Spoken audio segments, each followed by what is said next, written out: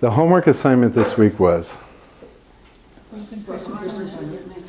Broken Christmas Ornament, our yearly Broken Christmas Ornament that we contribute to every year. What was I looking for? Light. Shadows and reflections. Shadows, reflections, a story, something that brought more than just a broken, we are not painting things. As artists, we don't paint things, we paint effects. It just so happens we have this really awesome place where we have created effects, light from left or right. And it amazes me. I talk to artists who are 3/4 of the way through on their painting. I go, where's your sun coming from? And they're like, I don't know. Really? That's like the most important thing. Where's your central focal point? I don't know. I mean, in my classes, it's like, are you kidding me? It's like, yeah. So we want a central focal point. Central focal point is never a thing. It's an effect. It's a light hitting objects that really count. Christmas ornaments, shiny. They break. We have feeling towards that. There's an awe, it broke. This year, one of my prize ornaments broke. It's a sense of loss. Because you can never get them again. And like I had 6, now I have 5. So like you start cherishing them because you realize, so there's a lot of attachment with Christmas ornaments. So that's why we end up doing it. Does it mean a student, when they get these homework assignments such as that, they have to purposely break an ornament to paint on it? Some do. Okay.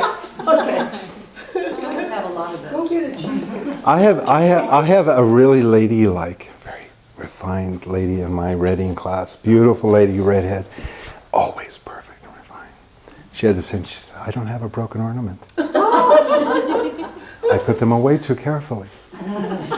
And I go, "Well, then go to the dollar store and buy one then." So she went to the dollar store, and then I guess she doesn't do a lot of Christmas shopping anymore. She's at that age where, she sends and she went in there at Christmas time because that's when the requests are coming, and she had to wait forever. And she was so upset at all of the commercialism of Christmas.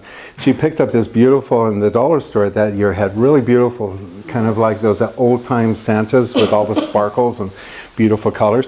She said she was so pissed off by the clerk, the teller, the people, the whole Christmas thing. She said it was no problem. I went home, got the spirit of what I felt, and she tapped that thing, shattered it, and then painted it as if her life depended. It was gorgeous. It was absolutely gorgeous.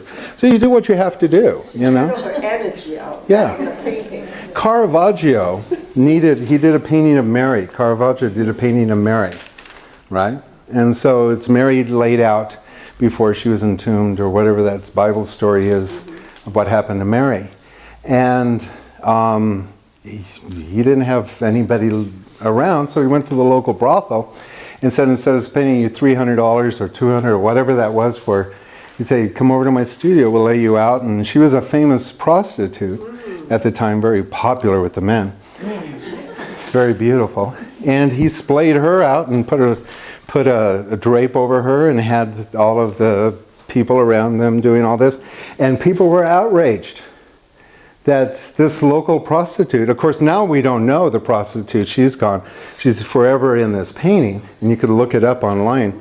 But at the time, he had to make a prostitute into Mary, And so you have to do what you have to do to create what you need to do.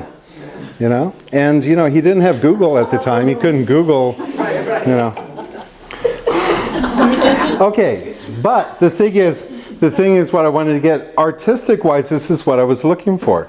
Is I'm actually looking for bulbs, the Christmas ornament that didn't make it, and then to sit and study how a beautiful, because when you look at bulbs, they're really beautiful. They have that really thin glass and the reflections off them and stuff. And so what's missing in here is that attention to detail. How do you set up the model to get that? You didn't get that effect because you didn't set it up. You didn't go after it. And if you want to stay motivated, with painting, you have to inspire. You can't paint for yourself because after a while that gets boring. It's like making dinner for yourself. You'll go through the process every night for about 3 weeks and clean up the dishes, but after a while you go down and just put yourself some top ramen and say it's good enough. That's what happens with your painting. If you're making dinner for a family or people every night, you get more creative. You think about things. You try harder. You try to outdo yourself. You got to be thinking about the next possibility, and you got to inspire others. You should be focusing on this class, how you can transform this conversation into a completely conversation about possibility as opposed to regret.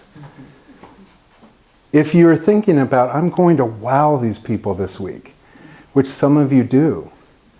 That's why I give this homework assignment out. And you go, I am going to blow my fellow students out of the water.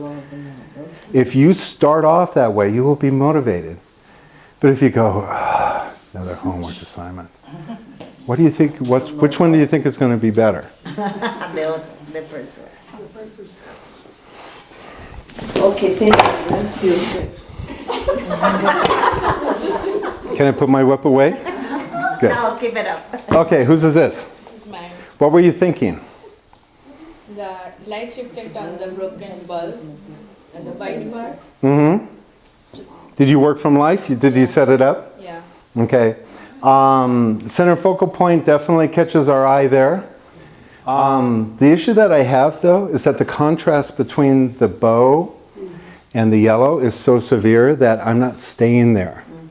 And so what's missing is that if this were darker, and the contrast between these two values were close to the same, this would stand out more and we would stay closer.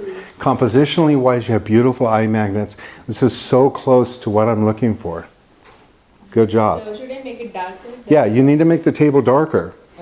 More in value, almost so that the value of the table and the ribbons are almost the same, that we don't see the line between them. Okay, so my eye goes to all this and not to this. Would you still have used yellow, or are you suggesting a different color? I would have gone with a brown or... It was on brown background. My table was dark brown. Yeah, But see? I put that yellow But color. that's how you set up the painting. If you want to have a brown table, you use brown. If you want yellow, you use yellow. You set up, if you want a purple background, you put purple paper down, you set the painting up for exactly what you're going to create.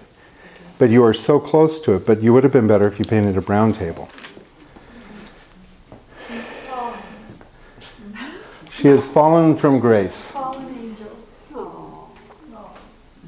There's a famous painting by Bouguereau at the San Francisco Legion of Honor. One of Bouguereau's most fabulous paintings. But it's a young girl, about 12.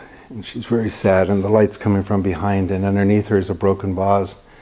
And the broken vase is a symbol for broken virginity. And she's not crying because anything bad happened to her, but she's crying for her childhood, because now she's no longer a child. And that was the meaning behind the thing. So, significance behind a broken object, especially one that resembles an angel or something, has a lot more symbolic meaning behind it. Was that what you were thinking? I don't think so. So you got to watch out when you do stuff, because even if you're not thinking about that, that's what the viewer gets out of it. So what were you thinking? She was not thinking broken. Well, first of all, the angel was presented to me by my daughter, who said, "Mother, I broke the ornament," and I said, "Perfect."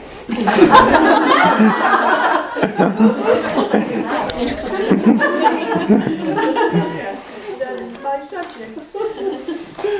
But then my question was, is that if this angel was falling from the sky, would there be shadows? And that was my dilemma, was that I didn't know. Of course, I asked my husband, who's an engineer, and he said, "Well, of course, it would have shadow, but it would be on the ground." And I said, "Well..." Well, then are you saying like it's broken from grace coming down? It's like that. You see, you're starting to make it even more meaning than what's really there. I mean, my request was a broken ornament sitting on a piece of cloth or a table. And has your daughter seen the painting since? No. What a wonderful, how old was this ornament? I think her daughter gave it to, my daughter is in her 50s, and so her daughter gave it to her. So, It's been around for a while. But what a wonderful legacy you have about something that broke. that you actually have now a new story. And this painting I would present to her as a replacement, and she'll have something to give to her daughter, who's probably more of an adult now. And she'll be able to relay that story to her children. And so see what a gift that all of a sudden doing this stupid little homework assignment now has become this actually a wonderful family heirloom about the Christmas ornament that broke, that first turned out to be a tragedy and now is actually part of the story. I mean, how extraordinary is that? Yeah, well, I find with all your assignments that most of the work is really in the thinking and the acquisition of what I'm trying to do. And But see, to that's me, you. That's the fun part. Yeah. Yeah, that's you. You do put that extra, and Marilyn does the same thing. She puts that in. Yeah. And we see this with the cat and the ornament. We see a lot of pre-thought. But my request was is just to break an ornament, set it on the table, and paint Yeah, it. I wouldn't be satisfied with that. But if you did that extraordinary, that would be extraordinary. Okay. Just the object by itself. But I don't want to break into, because you come up with all kinds of things that gets the rest of us thinking. And so it's like, and then you go, I should have done the homework assignment. As busy as I was, I could have still found time. I could have made time. I could have told people, I'm busy today. I've got to do my homework assignment. If you were doing... I don't know what you do with the guilt if you do a lifestyle that you're talking about. I mean, let's be real. I've got a house, I've got a husband, I've got a big family, kids all over the place, food to worry about. And, you just go on and on and on. Well, that's absolutely wonderful. Does your husband feel guilty because he goes to work? Well, he doesn't work anymore. No, but did he? Yeah, he did work. I know, but did he feel guilty about doing that? No. That's because what he did, he felt he had value to, right?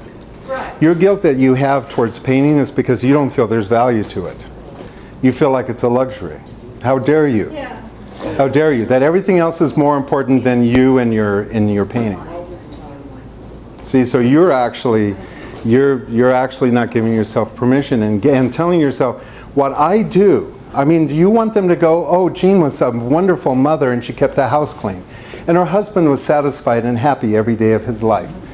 That will last very long. Or do you want to have them say, oh my God, this precious woman has left such awesome memories that her great-great-great-grandchildren, I mean, compared to what you're doing now that you think you're busy and the things that you could be doing, your great-great-grandchildren are going to be inheriting this painting. What's more important? Do you think your great-great-great-grandchildren are going to know what your husband did for a living? I don't know. No, but they'll know you. They'll know you by your work that you created. That's how important that is. So that feeling of, oh, I've got houses to clean and all that stuff, that's coming from somewhere else. And if you looked at it as probably your mom telling you, you're a woman now, you've got to learn how to clean a house and keep your husband satisfied, or he'll leave you. Don't do that painting, because painting, you know how painters, they are drunkards and they don't, they're all Democrats. But can we go to the next level? Can we actually, part of the things when I do my coaching on phone, I tell them to go take their favorite coffee pot and paint, cup. Paint your coffee cup. Why? Because I want to see if they can paint. They live in, South Africa. I don't know how they paint. So I tell them, go take a coffee cup, paint it for me. Let me see what you do. Then I can help you. The problem is when you go into self-expression, when you go into abstract, when you go into something outside of the realm of what I'm requesting, I have no idea whether or not you can paint or not. Can you paint the reflections? Can you paint the light? Can you paint the shadows? Do you know how to make a highlight? Do you know how to do eye magnets? Do you know? There's so many things that I'm looking for as a teacher to be able to say, look what's missing. You need to focus more on this. But when you go off and do self-expression, which you're really good at, but the problem is I have nowhere to, I don't know how to work with you. Because all I can do with self-expression is to say, create. So I would like to see you work from life too and be a little more like, I'm going to show him I can paint this before we do self-expression. Let me show you I can paint a reflection. I can paint what's in front of me. That would be like something to go after. Homework assignment this week.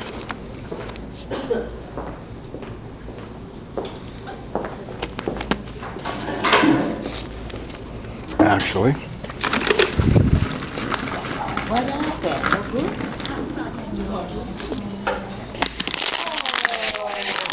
He has to throw it. Oh, great. I'm gonna get excited.